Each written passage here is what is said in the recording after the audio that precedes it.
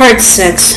He entered the convenience store once again, mulling over the spectacular failure of the delayed sleep experiment and wondering if the advice in the library text was no more than an uptown version of the folk remedies his acquaintances seemed so eager to press upon him. It was an unpleasant idea, but he thought his mind, or the force below his mind which was actually in charge of this slow torture, had sent him a message which was even more unpleasant.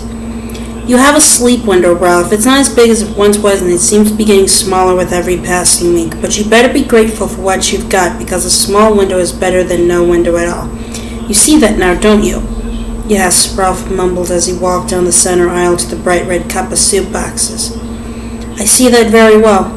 Sue, the afternoon counter girl, laughed cheerfully. You must have money in the bank, Ralph, she said. Beg pardon? Ralph didn't turn. He was inventorying the red boxes. Here was onion, split pea, the beef and noodles combo. But where the fuck was the chicken and rice? My mom always said people who talk to themselves. Oh my God! For a moment, Ralph thought she had simply made a statement a little too complex for his tired mind to immediately grasp. Something about how people who talk to themselves had found God, and then she screamed. He had hunkered down to check the boxes on the bottom shelf, and the scream shot him to his feet so hard and fast that his knees popped. He wheeled toward the front of the store, knocking the top shelf of the soup display with his elbow and knocking a half-dozen red boxes into the aisle. Sue, what's wrong? Sue paid no attention. She was looking out through the door with her fisted hands pressed against her lips and her brown eyes huge above them. God, look at the blood! She cried in a choked voice. Ralph turned farther, knocking a few more Lipton boxes into the aisle and looked through the Red Apple's dirty show window. What he saw drew a gasp from him, and it took a space of seconds, 5 maybe, to realize that the bloody beaten woman staggering toward the Red Apple was Helen Deep now. Ralph had always thought Helen the prettiest woman on the west side of town, but there was nothing pretty about her today. One of her eyes was puffed shut. There was a gash in the left temple that was soon going to be lost in the gaudy swelling of a fresh bruise. Her puffy lips and cheeks were covered with blood. The blood had come from her nose, which was still leaking. She wove through the Red Apple's little parking lot toward the door like a drunk, her one good eye seeming to see nothing. It simply stared. More frightening than the way she looked was the way she was handling Natalie. She had the squalling, frightened baby slung casual on one hip, carrying her as she might have carried her books to high school 10 or 12 years before. Oh, Jesus, she's going to drop the kid! Sue screamed, but although she was 10 steps closer to the door than he was, she made no move. Simply stood where she was, with her eyes pressed to her mouth and her eyes gobbling up her face. Ralph didn't feel tired anymore. He sprinted up the aisle, tore open the door, and ran outside. He was just in time to catch Helen by the shoulders as she banged a hip against the ice cabinet, mercifully not the hip with Natalie on it, and went veering off in a new direction. Helen! He yelled. Jesus, Helen, what happened? Hon? She asked, her voice dully curious, totally unlike the voice of the lively woman who sometimes accompanied him to the movies and moaned over Mel Gibson. Her good eye rolled toward him and saw that dull same curiosity in it. A look that said she didn't know who she was, let alone where she was or what happened or when. Huh? Ralph? What? The baby slept. Ralph let go of Helen, grabbed for Natalie, and managed to snag one of her jumper straps. Nat screamed, waved her hands, and stared at him with huge, dark blue eyes. He got his other hand between Nat's legs, and an instant before the strap he was holding tore free. For a moment, the howling baby balanced in his hand like a gymnast on a balance beam, and Ralph could feel the damp bulge of her diapers through the overalls she was wearing. Then he slipped his other hand around her back and hoisted her up against her chest.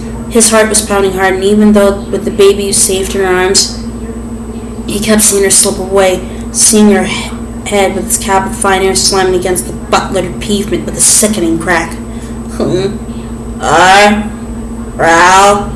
Helen asked. She saw Natalie in Ralph's arms, and some of the don'ts went out of her good eyes. She raised her hands toward the child, and in Ralph's arms, Natalie mimicked the gesture with her own chubby hands. Then Helen staggered, struck the side of the building, and reeled backward a step. One foot tangled in the other. Ralph saw splatters of blood in her small white sneakers. And it was amazing how everything bright was all of a sudden. The color had come back into the world, at least temporarily, and she would have fallen if Sue hadn't picked that moment to finally venture out. Instead of going down, Helen landed against the opening door and just leaned there like a drunk against the lamppost. Ralph? The expression in her eyes was a little sharper now, and Ralph saw it wasn't so much curiosity as incredulity. She drew a deep breath and made an effort to force intelligible words past her swell lips. Give me, baby, give me, Natalie. Sue was still on the other side of the door, holding it so Helen wouldn't fall. The girl's cheeks and forehead were ashy pale, her eyes filled with tears. Get out here, Ralph told her. Hold her up. I can't, she blubbered. She's so bloody. Oh, for God's sake, quit it. It's Helen. Helen Diekman from up the street. And although Sue must have known that, actually hearing the name seemed to turn the trick. She slipped around the open door, and when Helen staggered backward again, Sue curled in around her shoulders and braced her firmly. That expression of incredulous surprise remained on Helen's face. Ralph found it harder and harder to look at. It made him feel sick to his stomach. Ralph, what happened? Wasn't it an accident? He turned his head and saw Bill McGovern standing at the edge of the parking lot. He was wearing one of his natty blue shirts with the iron creases still on the sleeves and holding one of his long-fingered, oddly delicate hands up to shade his eyes. He looked strange, somehow naked that way, but Ralph had no time to think about why. Too much was happening. It was no accident, he said. He's been beaten up. She's been beaten up. Here, take the kid. He held Natalie out to McGovern, who at first shrank back and then took the baby. Natalie immediately began to shriek again. Bill, looking like someone who has just been handed an unfulfilled airsick bag, held her at arm's length with her feet dangling. Behind him, a small crowd was beginning to gather, many of them teenage kids in baseball uniforms on their way home from an afternoon game at the field around the corner. They were staring at Helen's puffed and bloody face with an unpleasant avidity. And Ralph found himself thinking of the Bible story about the time Noah had gotten drunk, the good ones who had looked away from the naked old man lying in his tent, the bad one who had looked. Gently he replaced Sue's own in his own. Helen's good eye rolled back to him. She said his name more clearly this time, more positively, and the gratitude Ralph heard in her blurry voice made him feel like crying. Sue, take the baby. Bill doesn't have a clue. She did, folding that gently and expertly into her arms. Bill gave her a grateful smile, and Ralph suddenly realized what was wrong with the way he looked. McGovern wasn't wearing the usual Panama hat, which seemed as much as part of him, in the summertime at least, as the wen on the bridge of his nose. Hey, mister, what happened? One of the baseball kids asked. Nothing that's any of your business, Ralph said. Looks like she went a few rounds with Riddick Bowe. Nah, Tyson, one of the other baseball kids said, and incredibly there was laughter. Get out of here, Ralph shouted at them, suddenly furious. Go peddle your papers. Mind your business. I shuffled back a few steps, but no one left. It was blood they were looking at, and not in a movie screen. Helen, can you walk? Yes, she said. Think so. He led her carefully around the open door into the Red Apple. She moved slowly, shuffling from foot to foot like an old woman. The smell of sweat and spent adrenaline was beaking out of her pores in a sour reek, and Ralph felt his stomach turn over again. It wasn't the smell, not really. It was the effort to reconcile this Helen with the pert and pleasantly sexy woman he had spoken to yesterday while she worked in her flower beds. Ralph suddenly remembered something else about yesterday. Helen had been wearing blue shorts cut quite high, and he had noticed a couple of bruises on her legs, a large yellow blotch far up on the left thigh, a fresher, darker smudge on the right calf. He walked Helen into the little office area behind the cash register. He glanced up into the convex anti-theft mirror mounted in the corner and saw Bill holding the door for Sue. Lock the door, he said over his shoulder. Gee, Ralph, I'm not supposed to just for a couple of minutes, Ralph said. Please.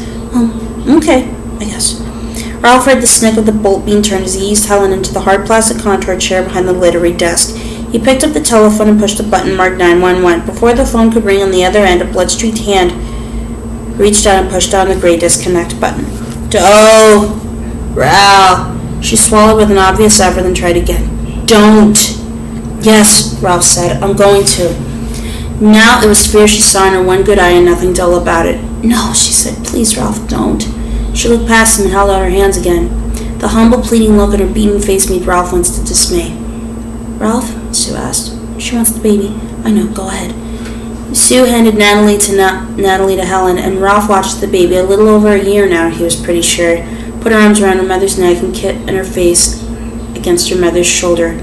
Helen kissed the top of Nat's head.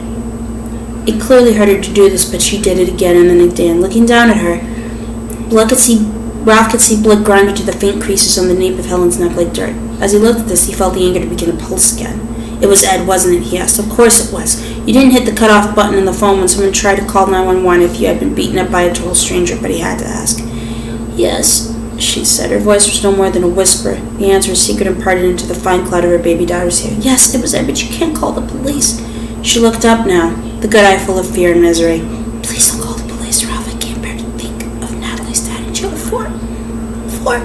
Helen burst into tears. Natalie goggled at her mother for a moment in comic surprise and then joined